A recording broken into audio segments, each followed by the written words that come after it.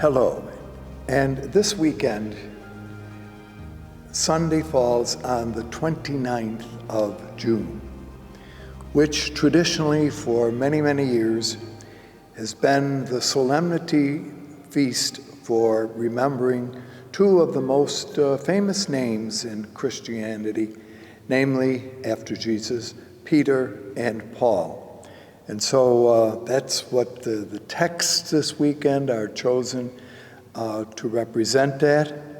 Let me begin by giving the text, but keep in mind a point that I often make is that texts or scripture passages are chosen to match the feast. In other words, the feast comes first and then the scripture readings, not the other way around, that you have the scripture readings and then the feast. So the scripture readings chosen this time, the first reading from the book of Acts, chapter 12, verses 1 through 11.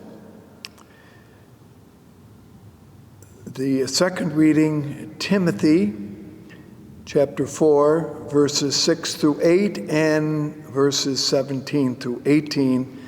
And then the gospel from Matthew's gospel, chapter 16, verses 13 through 19. Now, many people, of course, are quite familiar with these two men. Certainly, in the Western tradition, the emphasis is often placed on Peter. The Eastern tradition and the Protestant tradition somewhat put the emphasis on Paul. So just as a kind of historical note, although as we celebrate today, there seeks to be a balance, but one will notice in the first and gospel reading that the emphasis is on Peter, and that it is in the second reading that we have some mention of Paul. So even there's a certain discrimination. So where to begin or how to kind of summarize? Well, keep in mind that let's look first of all at Peter, who was also named Simon Peter, and that Jesus, of course, at a certain point had changed the name of Peter to Cephas, K-C-E-P-H-A-S, which is an Aramaic name which meant rock. And very often, of course, that has been developed in sermons, Peter the rock upon which the church is founded. However, have to be careful here, the Cephas is also could be understood as a nickname meaning rocky. So, and I don't mean, you know how that might be used, but could also point out that there is a certain kind of, rock basis, but there could be movement of it. Be that as it may, what we know about Peter is that he is a rather complex character.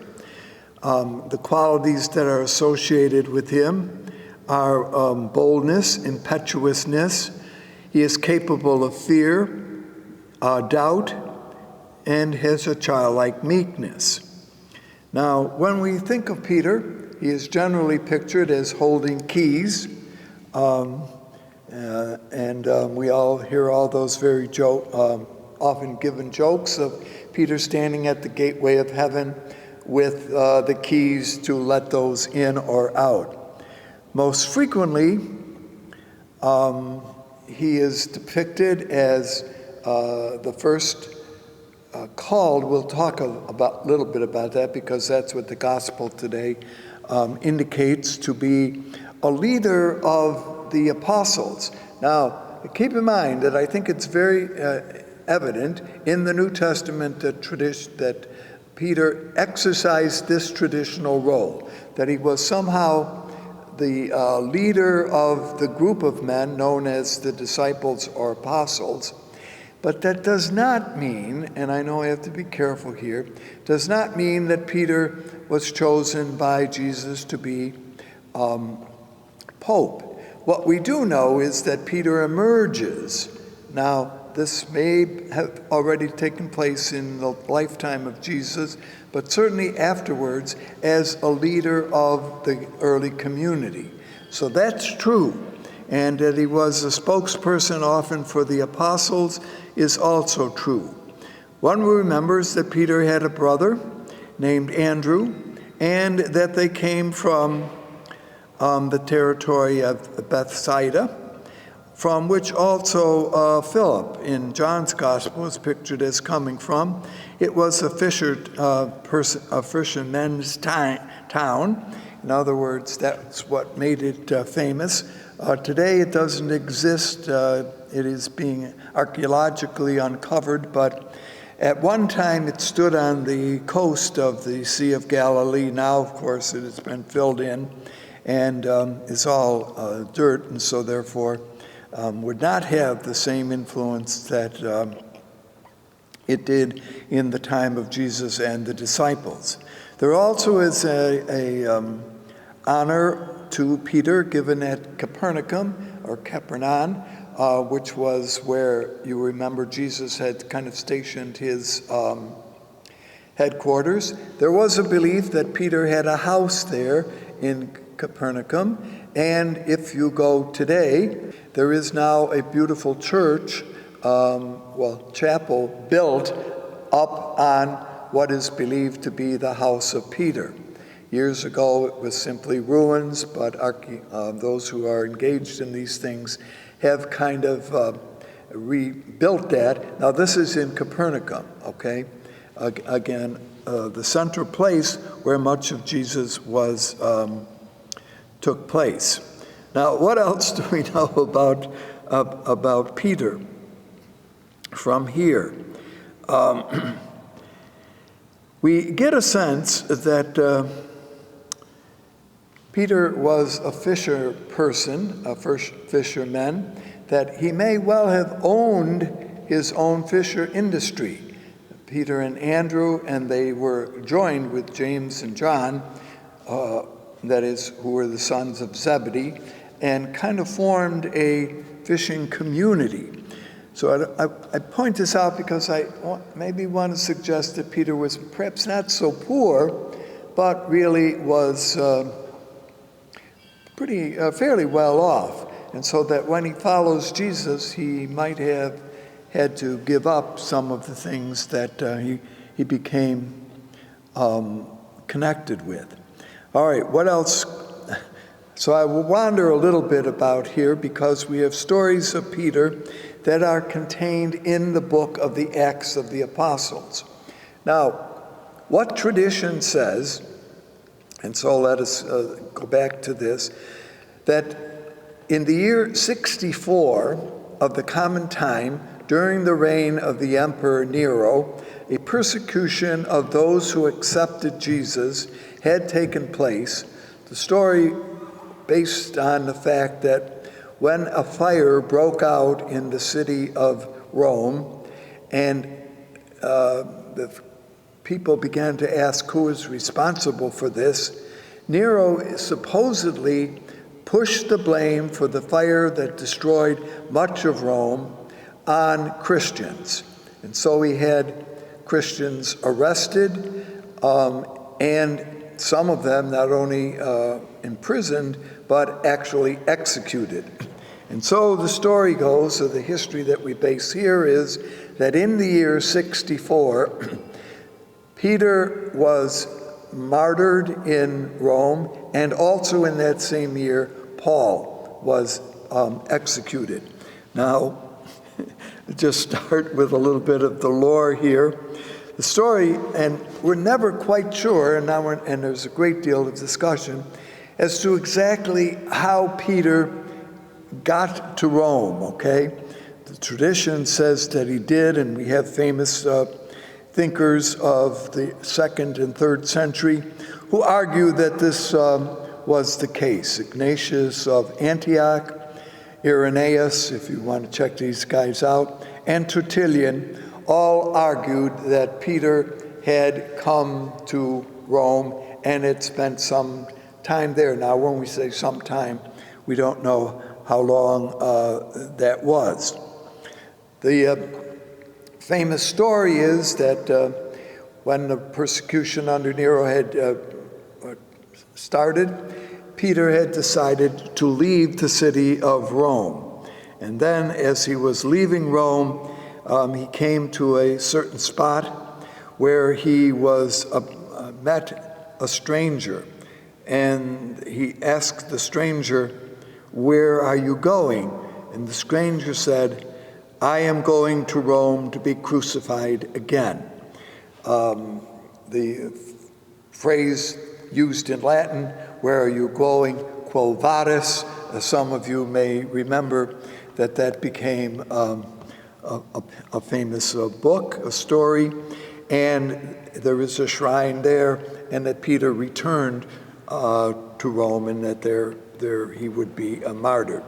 So that's one of the legends that is developed with regard to Peter and why he was present in Rome during this particular time. Now, what else do we know quickly to say about Peter? Certainly his leadership, but we will look at the gospel passage to see just why that's chosen here. But if you look at the Acts of the Apostles story, written, of course, by Luke, many years after the death of both Peter and Paul, that Peter delivered the first sermon on Pentecost. If you look in chapter 2 of the Acts of the Apostles, that Peter was the first to receive Gentiles into the Christian faith, that is non-Jews, and that's found in Acts 10, when he visits the home of Cornelius, and that Peter was present at what was known as the Council of Jerusalem.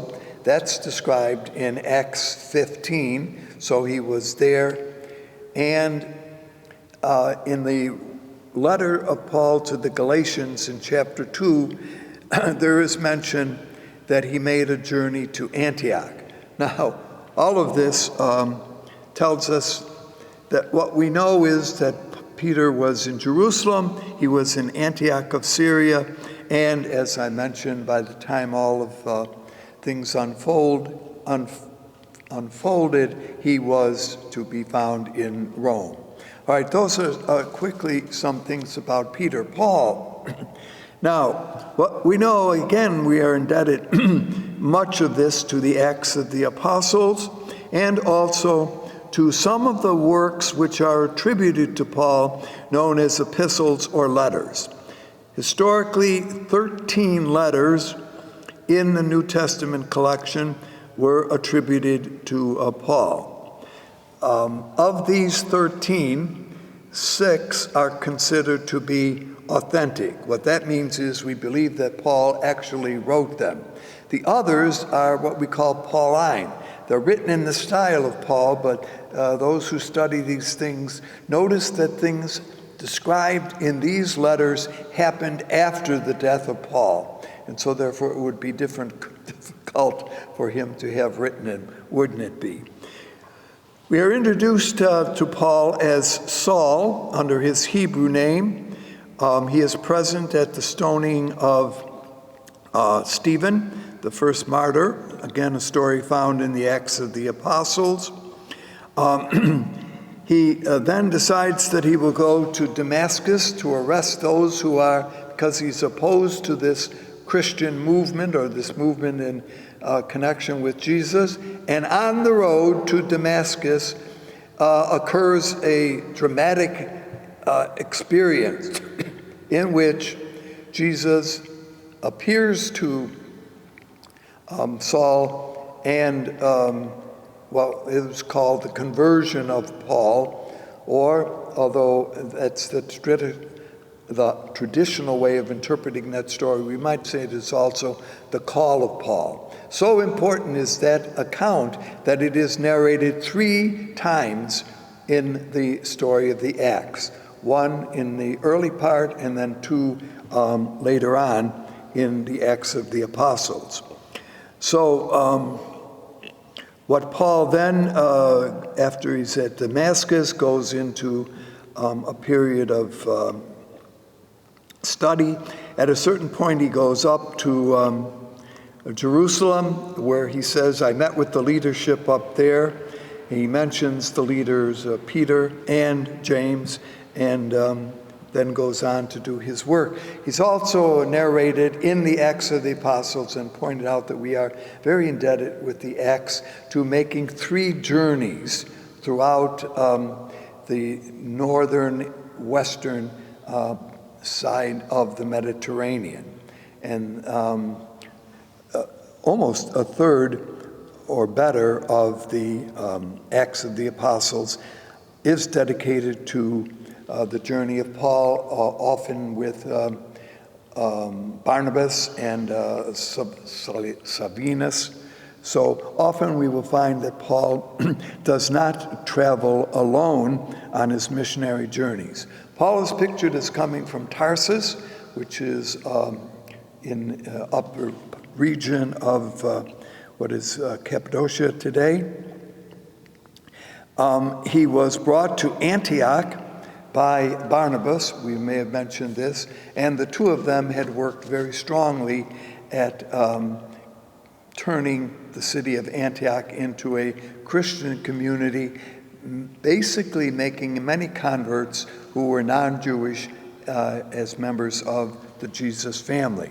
All right, so when you kind of put this together, how often did Peter and Paul actually encounter one another, and did they really ever work together? And when we look at the tradition, and that's why we have to smile a little bit, they were often very different in personality in terms of how things worked. In fact, when, and we have the story going up in Acts 15, that a discussion had broken out about exactly how to approve or not approve of Paul's message of baptizing non-Jews and not forcing them to accept Jewish ritual, particularly circumcision. That the decision that had gone up, we won't go into all of that, but a decision that had taken place in Jerusalem had received the approval not only of Peter, but also of James, who was pictured as the head of the community in Jerusalem, that it was not necessary that new converts be circumcised. It did ask that certain customs that the Jews were familiar in doing might be also carried out by Jews, by those who were converts, but not necessarily. All right. Then at one point, and this is where I'm going with this, apparently Peter visits Antioch, and when he gets there, he decides to eat only with the Christians who are of Jewish background. And Paul says to Peter, why are you doing this? You agreed that we should treat the Gentiles with the same reverence that we treat those who are of Jewish background. And he castrates, he kind of argues that Peter is hypocritical. He says one thing and then in fact does another thing. So that's one of the encounters that at least the Acts tell us about Paul. Now, let me just kind of finish up a little bit, and keep in mind that you have to wander a little bit to bring, ultimately bring the two of them together in Rome, and that's really what the feast that we're observing this time is. There develops a work known as the Apocryphal Acts of Paul and Thecla. And in this work, which when I say apocryphal is not going to be found in the New Testament, but are a series of writings that we know about and that give us some interesting information about folks that influenced the development of early Christianity.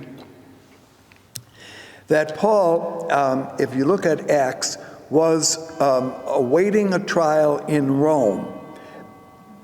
But according to this account, Paul is acquitted of any charges, and so now he decides to go to Spain. And there's a long tradition that Paul had brought the message of Jesus to Spain, and that he had traveled there with a companion known as Tekla. They return from Spain to Ephesus, and there Paul is rearrested. He is thrown into prison. While he's in prison with wild beasts, a lion is there. These wonderful stories. He is protected by the lion because Paul took a thorn out of the lion's foot and kind of released his pain, and he had baptized the lion. Now, I love these stories, don't you? Connected with Paul. All right, he is released again from prison, and now he returns to Rome, where again he is sentenced to death, okay? And now, is it the same day, and that this is what the tradition says, that Peter was crucified upside down, because the story goes that Peter did not want to be crucified in the same way as the master had been.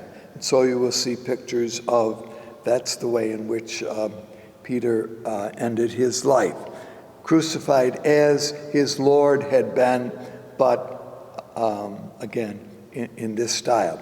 On the other hand, Paul is beheaded because Paul was not only Jewish, but partially also of a Roman background, and so Roman citizens could not, even if they were guilty of things, be crucified, and so he is beheaded. But don't you like this part of the story, that after he was beheaded, his head bounced down 3 times on a certain area, and this developed what is known as the tres fatina, a fountain. And the fountain is still there in Rome, and the reason that there are 3 steps there is because his head bounced 3 times. I just love to give these little stories that certainly some would say, wait a minute, but there's a kind of developed tradition about the martyrdoms of Peter and Paul. But again, how exactly they worked together in the city of Rome is not clear. There certainly have been movies that have been made back in the 50s and 60s that pictured Peter spending some time in Rome, Paul also spending some time in Rome, teaching and helping and all of that, and those are wonderful kind of stories. All right, so all of that is the background for why on this particular week we celebrate the martyrdoms of Peter and Paul, certainly important figures in our Christian tradition. The Acts story pictures Peter as being in jail and, of course, imprisoned. But as he's imprisoned, he is miraculously, as we'll hear, freed. The chains fall off. Peter begins to walk out of the place where he is imprisoned. The doors open. It's a wonderful story. He is free. Peter seems to be kind of blinking his eyes, wondering what is happening, how is this happening, but it is happening. And he goes, really, although I'm not sure this is part of the reading that we hear this time, he goes to the place where he knows there are Christians, and they have been praying for Peter. And a young lady comes to the gate and sees who it is and blinks. I don't know if she blinked her eyes, but anyway, she goes back in, keeping him standing there to say that it's Peter, and then they come again and bring him in, and he's reunited with the community. So this story that Peter is rescued from imprisonment, perhaps has resurrection overtones to it, and may well be why the writer of Acts included this. All right, now the second reading is from connected Paul. I have to go very quickly here. There are two letters, by the way, attributed to Peter. One, the first letter, we believe he may have written. The second is probably not, because it is very different. Maybe at another time we will have the opportunity to look at a little bit of the message of some of these writings. Paul, of course, has indicated the letter to Timothy. Timothy and Titus were two young followers of Paul. Apparently, not only were they followers, but they accompanied Paul according to his writings. And when you read some of his letters, you will notice that Timothy and Titus are included in that. So you get a little bit of a background of Paul in this writing. The gospel told from Matthew. They are in Caesarea Philippi, which, as you remember, is in the northern part of Israel. They are visiting there. Caesarea Philippi was in the territory of Philip, who was one of the sons of Herod the Great, that he had established this as his center. Pictured there, if you go there today, is a great mountain which was dedicated to Pan, one of the healing gods of the time. So even today, and Christians later on built little shrines into the place where dedication to Pan had taken place. Caesarea Philippi was renamed by Philippi after himself, Caesarea after, of course, Caesar. Peter is asked a question, or answers the question of Jesus, who do people say that I am? And Peter says that you are the Christ, the Son of the living God. So many, of course, and that's why this is chosen, pictures this as Jesus commissioning Peter to be his leader of the community. And we started by that saying that I think it's true to say that Peter certainly did exercise that. The fact that he is mentioned so frequently in the scriptural tradition would indicate his importance, particularly in the Gospels of Matthew, Mark, and Luke. He also is pictured, this is Peter here, as a pretty human kind of guy. He's quick to respond to invitations, but sometimes after he does it, thinks about what have I done, okay? Or why have I said this? So you like Peter because of his humanness. So anyway, the gospel is chosen with that in mind, certainly because we find in our tradition, that is in the Catholic tradition, Jesus appointing Peter as the first leader of the church, and the tradition says that he was the first leader of in Rome. Tradition says that Peter was buried on the Vatican Hill, which had a cemetery there. Constantine in the 300s built a church there. In the Middle Ages, the great cathedral of St. Peter was built on the same site. And if you visit Rome today, you will find that when you go down, you will find the tomb of Peter. Archaeologists believe that they have discovered where Peter was buried. That's interesting. Paul is buried in a place called St. Paul's outside the walls. It is believed that that was where he had been martyred, buried there. The church of St. Paul, outside the wall, burned in the 1800s, but in 1823, but was rebuilt and reconsecrated in 1854. And so if you go there today, you will find within this church 2 huge statues in honor of Peter and Paul. So in a certain way, the tradition which we celebrate today continues to join these 2 as co-founders,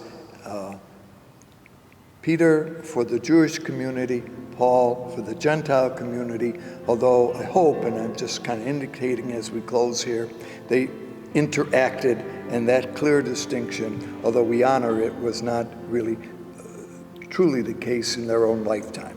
There's much more to say, but I hope you've enjoyed our wandering here a little bit as we looked at the story of these 2 men. Thank you for being with us. Hope to see you again.